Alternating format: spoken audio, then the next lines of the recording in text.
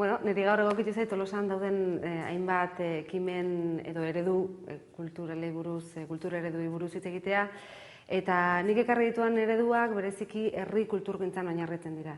Zergatik, nik euskal kultura transmisioa leloa irakurri dudanean, transmisio horretan jarri dudalako nire arreta gehiena, eta bestalde, pentsatzen dudalako Tolosan egiten diren gauza garrantzitsu eta entzutetsu asko hortik datozela, herri kulturgintza espontaneo horretatik.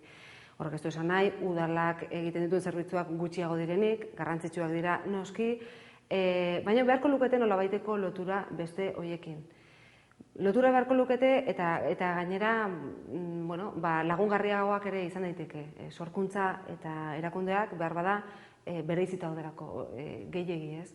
Nik hona ekarri dituan 3 ereduak, herri kulturgintza hoien ereduak izan dira alde batetik Tolosako ekinbide etxea, duela 40 urte sortu zen erakundea, hor egiten dira, edo hortik abitu dira abesbatza lehiaketa, txotxongilo lehiaketa, Amalur bezalako jardunaldi batzuk, eta honezkero Tolosa mapan jarri duten hainbat jarduera garrantzitsu.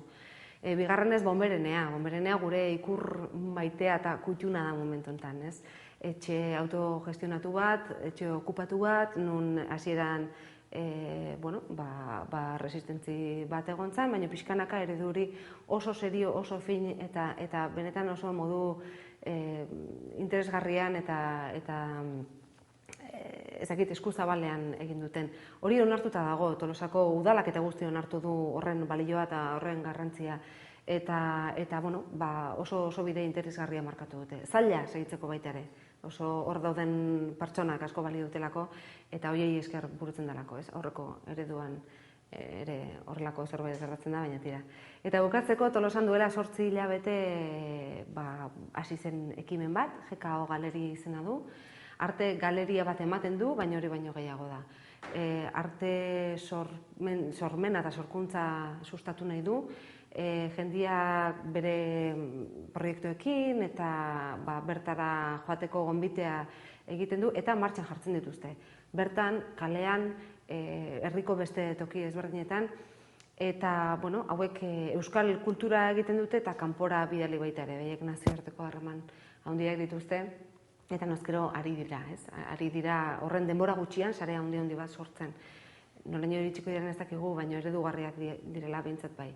Eta hezkuntza eskola modura, bolondres moduan, auzolanean lan egindako lan horiek, estimatuagoak dira, nire ustez herritarren aldetik, hala behar dute izan, eta bereziki kultura konsumitzeko eta kulturgintza baloratzeko balio dute. Baita eta gerora ere, gure kultur horren parte sentitzeko.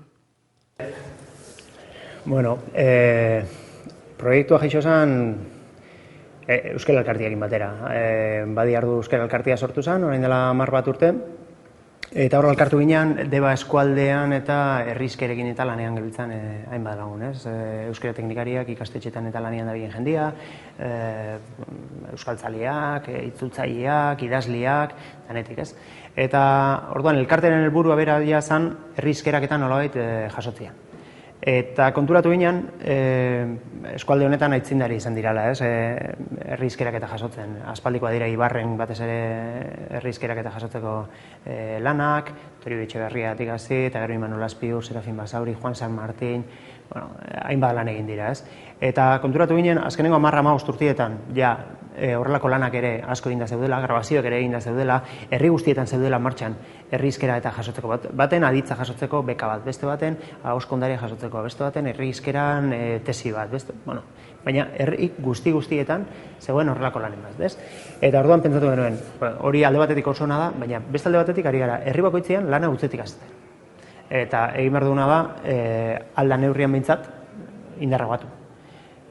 Eta sistematizatu. Genbiltzan pixkat, bakoitzak hausen neurrian, eta baliabideak ere ez ziren oraingoak, orain dela 10 urte, bideokamarak, mikroak eta horrelakoak, orduan grabadora aldetik, galdetegiak, gero jasotzen zen material hori nola kudeatu, nola antolatu, nola katalogatu, hori guzti hori, pentsatu genuen finkatu egin behar zala, ez? Eta ziginen orduan, ahotsak proiektu jarri genuen martxan, hasieran Deba Ibarreko ahotsak, gero Euskal Herri mailara igo genuena, eta egiten duguna da, jende nagusia elkarrizketatu, bideoz grabazioak egin, eta oskondarea jaso. Bai, alderdi linguistikoa jasotzeko, herrizkera jasotzeko, baina baita ere, etnografia, historia, ahozko memoria jasotzeko, ez? Herriko memoria jasotzeko. Batez ere lehengo kontua jasotzen ditugolako. Eta horretan ibili gara lanean, jasotzen duguna gero katalogatzen, lantzen, editatzen eta interneten jartzen. Azken batean nahi duguna da hori lehenbailen jendearen aurrean jartzen.